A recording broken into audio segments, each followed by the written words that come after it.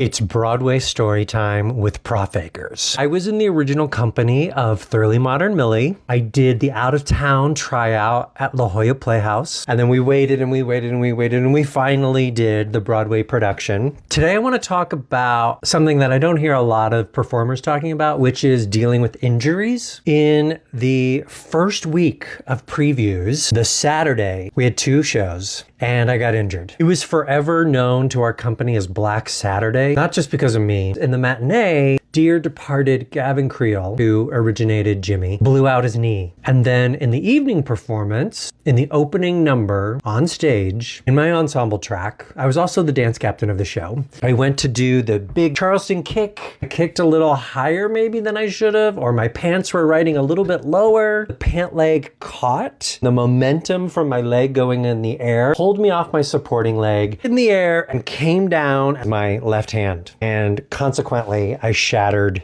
my left wrist. Sorry, this is a longer video than I normally do. Hopefully you enjoy this, and if you do, please let me know. I appreciate the likes, but leave me a comment and I'll keep doing story time from my Broadway experiences. Anyway, I scooped up my arm. I went immediately off stage right. I found myself in the stage manager's office. A few minutes after that, I blacked out. I was in shock. The ambulance came, taken to the hospital. The cast or a splint initially gave me some medicine and sent me home, expecting that we'd be able to reset the wrist in a few days. But I blew through the medicine, such severe pain, went back to the doctor. That's when we found out it was shattered. Ended up having to have surgery, and I was out of the show for 6 or 8 weeks. I had 2 metal rods going through my wrist bones, and I've got a really nice scar. But I was also the dance captain of the show. This is the craziest part. I knew the show. Obviously, I knew my track really well. They brought in John MacInnis to take over for me while I was healing. He and I went to a studio the following week. I had to keep my wrist elevated,